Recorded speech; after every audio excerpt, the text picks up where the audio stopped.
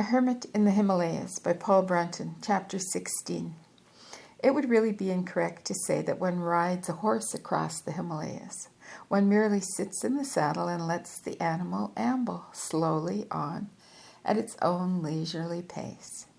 To ride along these steep, narrow paths, cut in the mountain face at any proper pace, would be to ride abruptly off the outer ridge of the ridges into pathless space and disembodied existence. Besides this extremely obvious danger, there are some minor difficulties in the way of indulging in a canter or two, let alone a gallop, such as high gradients and low declines, frequent corners like hairpin bends, and rugged stony surfaces of the tracks which sometimes billow up and down like the waves of the ocean. For about 3/4 of a mile I pursue my way through the forest and then emerge into the open.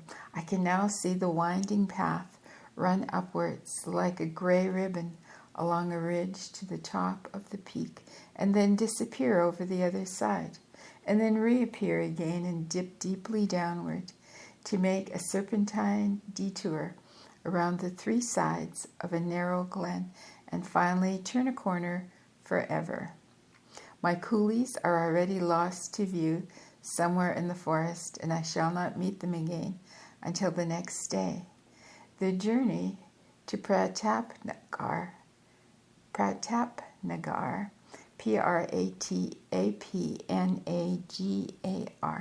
requires 2 days if it is to be done with any degree of comfort, but I intend to accomplish the whole distance in 1 day, and be done with it, even if it means arriving after midnight.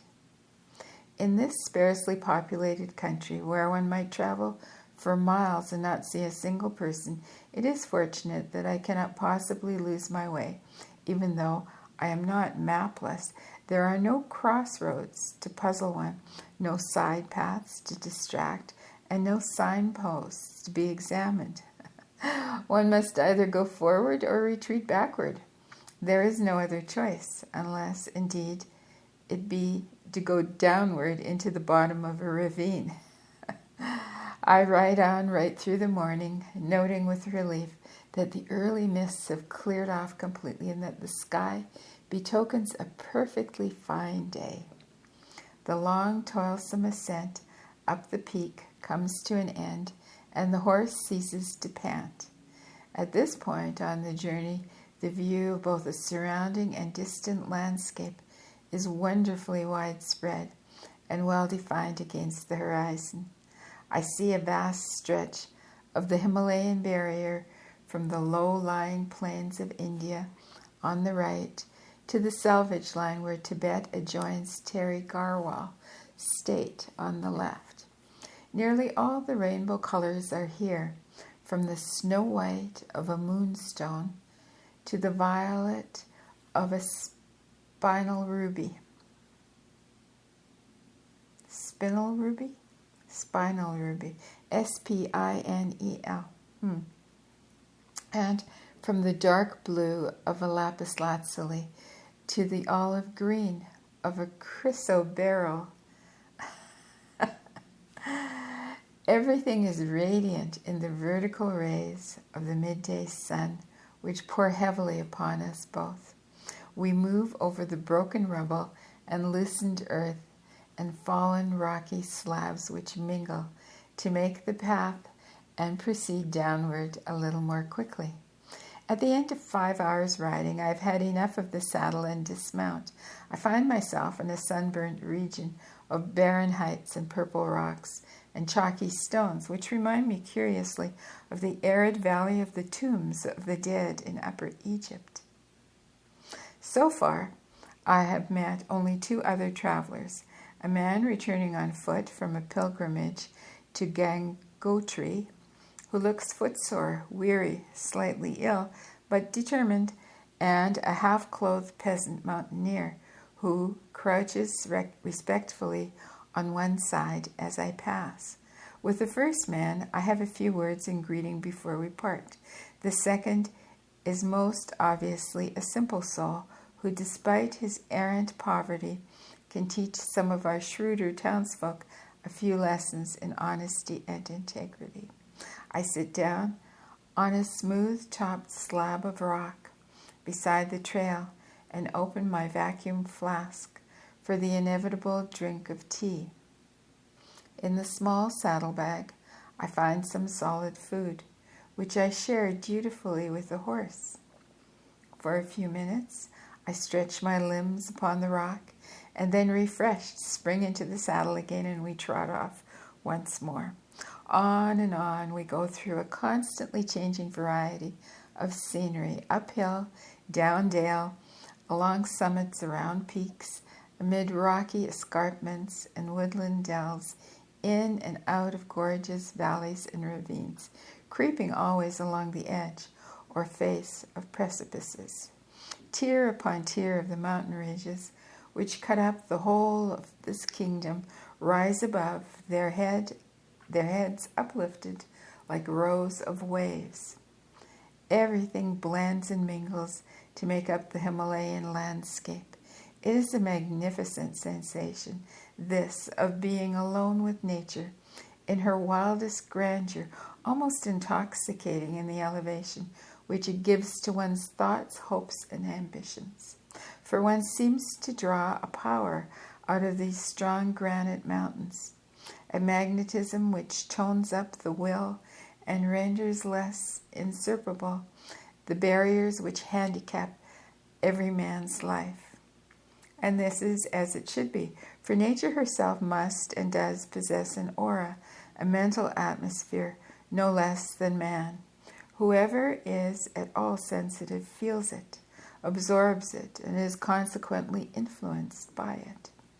I write that statement not as a poet, but as a scientist, where one can find a more powerful manifestation of this aura I reflect than in the Himalayas, one of nature's supreme attempts to express herself upon a cyclopean scale. Most of the gods and many of the godlings were not associated with this place for nothing.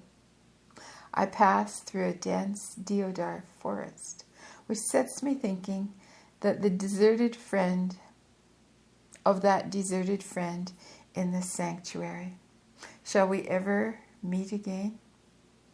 The sunlight falls through the foliage and stipples the ground with light here and there. Stipples, oh, that's a beautiful word. Banners of moss hang from the trees which stand like tall masts. Here and there the gnarled spreading boughs of a mighty oak tree. Sylvant King changed the uniformity of this scene.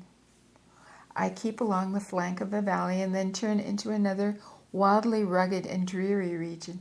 The ascents and descents are here sometimes so steep that I prefer to get off the horse occasionally rather than tumble with it off the cliffside.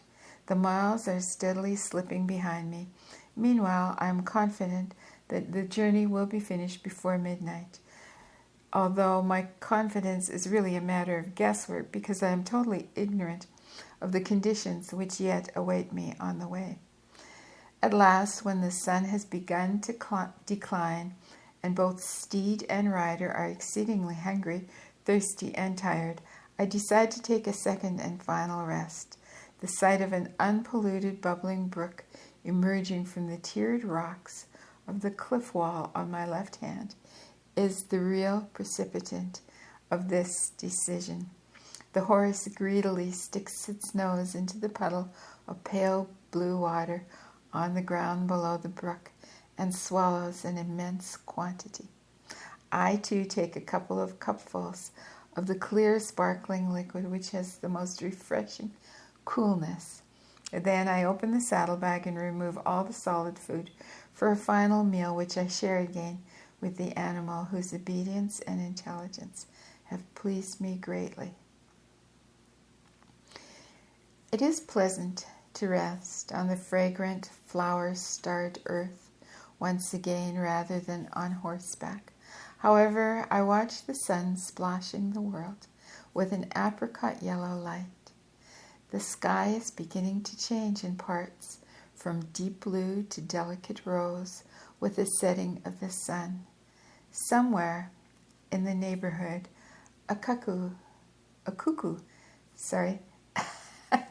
faithfully pipes out its sweet daily call. A response seems to come with the delightful song of a skylark. I bend down and touch a wildflower, a blue harebell, which grows in a cranny among the rocks, and inhale its clean, fresh scent. In the most unlikely places, one finds these wild plants clinging for life to stony crevices among the mountain fastnesses. Even wine-red rhododendrons and yellow primroses bloom amid the snows. It's extraordinary at what high altitudes flowers can flourish in the Himalayas. I appreciate all the grandeur and beauty which surround me and offer humble thanks for it. The solitude is absolute and possesses an extraordinary soothing quality.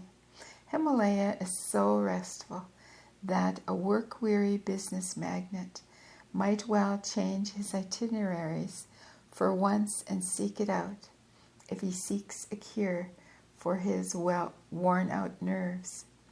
It is good and necessary to get away from people at times, to put 10,000 feet of mountain height between one and their fidgety, restless bodies. Such days of flight are not wasted. Even for the busiest of executives, they bring a new viewpoint, a better perspective, and additional inspiration. Nature may sometimes be as good as any efficiency expert to help a tired director sift and simplify his problems of management, manufacturing, and salesmanship. She too has a report to submit. Only hers comes not upon elaborately typed sheets of foolscap. It comes with the illuminating flash of intuition that upwells from one knows not where, when one makes the penitent return to her secluded and silent abodes. Once again, I start out on the next phase, which now takes the shape of a steep ascent. Most of its surface is littered with loose pebbles and chunks of broken rock.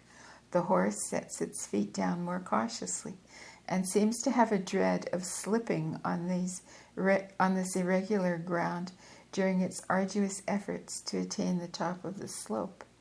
Signs of the severe earthquakes which have repeatedly struck at the whole of this region are not wanting. Evidential fissures show themselves to the observant eye. One evening, but a week ago, I felt a shock of moderate intensity, which lasted about 30 seconds, vibrate my body violently during meditation. We reached the rim of a huge natural basin in whose placid circular depths there repose a few tiny villages. On the opposite side, a hamlet clings like a nest to the side of a less steep mountain. The buildings look like miniature dollhouses. From valley to height and then to snowy top, the whole landscape is bathed in rose and pink light, succeeded by ruby and orange, and then in the last purple glow of the sunset. Here and there the ground is starred with midget wildflowers. A flock of small black goats bleats behind me, and I back the horse to the inner edge of the path to let it pass. The herdsman is evidently driving them homeward from some neighboring patch of pasturage lower down the mountainside. He is bare-legged almost to the tops of his thighs, and he wears a loose hanging shirt covered by a tattered gray jacket. A flat-topped, round black hat rests sideways on his head, like the cap of a Scotch soldier or Gurkha warrior, Gurkha warrior. His picturesque, tawny face is good-natured, and he greets me respectfully when he comes up abreast. I let his herd go ahead of me because I espy a small hamlet only 100 yards or so away, and I want to watch it being driven into shelter for the oncoming evening. Within a few minutes, I reach the collection of half a dozen houses and a few barns built upon a narrow clearing. One house is perched somewhat precariously upon the very cliffside itself. The bleating goats are packed out of sight, while the inhabitants of the hamlet come out to greet me. I rein in and buy a large cupful of curds from one of them. These mountain folk are extremely fond of this appetizing drink. They ask me whither I am bound, and when I tell them Pratapnagar, they advise me to hurry, as there is a tremendous dip and an equally tremendous climb before me yet. The advice is timely. The sunbeams are becoming feebler. I spur the horse on to a quicker pace. A ride of 1.5 miles along the top of the ridge brings me to the deep valley of which I have been warned. The path twists down through emerald green grass-covered slopes to the very bottom, a matter of several thousand feet. There I behold a shining, milky gray ribbon stretched right across the whole valley as far as the eye can see. It is a river, which I identify from my map as the Bhagirathi, Bhagirathi. The stream flows down from a 13,000-foot glacier beyond Gangotri, close to the Tibetan border, and it is really the headstream of the Ganges, for it joins another river before it finally issues from the Himalayas and the combined waters, and then named the Ganges. I shall have to cross it in order to make the other side. The long, narrow bridge which spans it from bank to bank is just barely visible as a thin black line. The Ganges falls from the foot of Vishnu like the slender thread of a lotus flower, says an ancient poet. Beyond the water rises a precipitous ridge, studded with forests which rise many thousands of feet into the air. Somewhere on the very top of the ridge there is a white gleam in the slanting sun rays, which I decide must be Pratapnagar Palace, near which is the house that shall be my next home. This final lap of my journey will be the hardest, whilst the long, toilsome climb beyond the river will be impossible for my exhausted horse. Fortunately, a change of mounts awaits me at the bridge, I know. We make the descent in record time, for the path is fairly smooth, though it twists often. 2 or 3 times I have to get on my feet and trot beside my horse at a very dangerous gradient. But generally I take risks now that I have not taken before. Such is the lure of homecoming. We reach the valley bottom without mishap, and at the bridgehead a waiting groom comes forward to greet me. He takes over my perspiring, panting mount and hands me in exchange a sturdy-looking chocolate-brown horse, which looks neat, fresh, and powerful. I dawdle, saddle-weary, on the simply constructed bridge for a few moments and watch the white foaming, flowing current pass beneath me. Bhotia traders, Bhotia traders, half Indian, half Tibetan, come down across this point from the higher passes with goods from Tibet, generally salt and borax, and take back grain and cloth. Many bells are tied to their pack animals, which are often sheep and goats, each being loaded with little double panniers. 50 yards higher up, there flashes a steep waterfall. where the steam roars and sprays like a cascade as it enters into combat with massive rocks and then dashes victoriously through their ranks. The noise of its fall at a lower level sounds like the hurrahs of an invading army seizing a fallen capital. Before it plunges over the rapids, the Bhagirathi flows through a narrow canyon-like gorge whose steep, grass-grown granite walls confront me like a pair of enormous fortresses. They are grim and relentless despite their green coloring, and no human feet could ever scale their impressive perpendicular faces. What masses of drifting snows and melting glaciers have mingled to make these frosty waters that run beneath my feet? What titanic cargoes of avalanches, ice, and minerals have disappeared to be carried into their depths? For the swift current of the Ganges has yet to flow onward across the entire breadth of this Indian subcontinent into the 7 mouths of the Hoogly, Hoogly, a distance of more than 1,000 miles, and to broaden until its banks are very wide apart. Who can feed the gargantuan thirst of the plains, if not the inexhaustible Himalaya?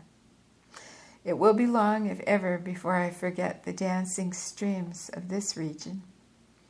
I turn my heel on the swirl and roar of the river and mount the waiting horse. I direct its head toward the forbidding height which awaits us and move on once more in quest of another transient home. The path here is a little broader, with a fissured, precipitous rocky wall on the left and the river below on the right for the first part of its length. Its surface, too, is superior. Then it becomes steeper, forcing the horse to move with slow and laborious steps, despite its strength. Whenever we reach a bend, the animal stops unbidden and puffs for a minute before proceeding.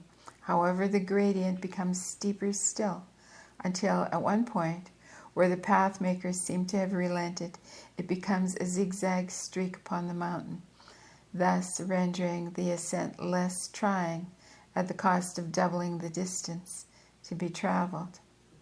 Multitudes of pebbles and rock fragments line the way. Most of them are tinted a beautiful violet color. Thick forest vegetation begins to appear again on the route. Hanging trees clothe the slope. Branches occasionally nod downwards over the path, forcing me to brush their leaves aside. A few firs fleck the brown height with green, but oak and pine are the predominant growths. Then I pass through an avenue of cactus plants, which grows to the height of small trees. Their leaves are held out like sharp swords flourished in the air. But now, sunset nears its end. The last light gets dimmer and dimmer. I realize that we must hasten. The path broadens for a few yards to admit a dozen houses which have been built upon its side. The mountaineers squat reflectively on their doorsteps, chewing coconut husk, that strange Indian substitute for tobacco. Behind one of them sits his wife nursing a baby. She is a woman with pronounced Mongolian features and by birth, no doubt, half Tibetan.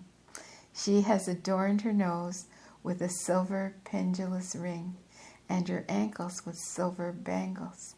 Her eyelids are painted with black antimony. She has a serious, calm face and wears a pink sari around her body. I try to press the horse to quicker pace, but the animal is already doing its best. The zigzag shape of the uphill trail gives us 6 or 7 more miles yet to cover, the darkness already catching up to our heels. Will it not be wiser to take shelter in one of these huts for the night than to climb unknown slopes in darkness? No, the journey must be completed today, must come to an end before I dismount for the last time. The twilight finally melts into blackness, which gives to the cliffside trees 1,000 fantastic forms. Nevertheless, the horse is sure-footed and moves unhesitatingly, for this track is an old acquaintance of his. I must, perforce, trust my life to it now, for the sheer drop below the right edge of this path would swiftly take us both to immaterial existence. It is a strange feeling, this of complete surrender to a simple four-footed creature, and creates an extraordinary sense of unity and fellowship between us. I pat its shoulder encouragingly as it struggles upward and onward through the still, starless, and moonless night. One must move through this whole Himalayan region with trust, for one is ever at nature's mercy here. Every year at the season, pilgrims lose their lives through landslides, suddenly tearing away part of the path and precipitating them into space. Within the hour, the first stars show themselves, and by their pallid glow, the slope becomes faintly visible. We pass a group of enormous boulders which stand near a bend in the trail, like gigantic milestones. What planetary upheaval has cleft them from the main body of the mountain and set them up like fragmentary and miniature Stonehenge, to balance themselves thus precariously so many thousands of feet above sea level? As I move on, I crick my neck to try to catch a glimpse of the starlit horizon above me, the jagged ridge top, which is the canon of my wanderings. The Canaan, Canaan, of my wanderings in this mountainous wilderness shows itself as not so far off, but I know how illusory a distance when one has a zigzag path to pursue. Dense forest, which I know must contain a flock of prowling night creatures in its depth, seem to lie ahead. The thinnest fragment of a moon shows her face. The darkness mocks her with its triumphant power. There is to be no help from that quarter then. I try to forget my surroundings and let my thoughts ramble over the most unrelated topics, the while I sit in the saddle, mechanically holding the reins. Someone I know is lying on a deathbed in England, and before another moon rises, her spirit shall find it Canaan too. The little pen which she gave me once shall be her memorial, and to me a better one than carven granite. Nearer here, a young man in the circle which rules from Baghdad the destinies of the youngest of Arab kingdoms, is less blindly fulfilling a prediction of future danger and future power, which I involuntarily uttered once behind the stiff formal front of a legation building. My affection wings its way at once in protective flight towards him. He is the bravest of the brave, as Marshal Ney, N-E-Y, was well called in Napoleon's day, and he shall ultimately put all enmity beneath his feet. And he shall ultimately put all enmity beneath his feet. The path winds its toilsome way upward. The miles creep slowly under the horse's hooves. The long and lonely route seems as if it will never come to an end. When we enter the somber forest, grim, impenetrable blackness immediately grips us. Even the wisp of light that comes from the starlit sky is cut off by the dense roof of intertwined branches under which we ride. It is so dark that I can no longer see the horse's head. To make matters worse, a new difficulty is present. The surface of the trail from here has been roughly paved with stones, no doubt as a defense against being completely washed away by the monsoon rains. Evidently, we are now near to Pratnagar. But if the rains could not remove the stones, they have unsettled the foundation and loosened the earth in which the stones lie bedded. The result is a dangerously slippery and totally uneven surface over which the horse stumbles constantly. It is clear that if I remain in the saddle, I shall be thrown within 2 or 3 minutes. I jump out of the saddle and lead the animal by the bridle through the inky darkness. Both of us proceed at a snail's pace, for we have to pick our way along a route which, as I thought, is nothing but a jagged mass of irregularly rocky fragments. Frogs croak and hop about the path. I feel the dew drip from the branches as I brush inadvertently against them. I guess the time to be about 11 o'clock. Once or twice the horse chafes at the bridle and then halts, listening with lowered head, dead still, as it catches the not too distant growl of a wild beast afoot for the night. I pat its face reassuringly and persuade it to finish this final stretch of our journey more quickly, but I am annoyed with myself for not having thought of removing an electric torchlight from the baggage before parting with it to the coolies. The latter are doubtless fast asleep in some hut for the night and will not arrive till tomorrow. There is nothing like shooting a beam of glaring electric light into the unexpectant eyes of some ferocious monster. The fear will then be on the other side. The poor beast will call out in its own language for its mother and then do all the running for you. Besides, this method saves one the bother of getting a gun license, a thing more difficult in India than in any other country. Hitherto, I have done all my shooting with a camera by day and a pocket torch by night. The results have been so excellent that I can recommend these weapons to any intending big game hunters.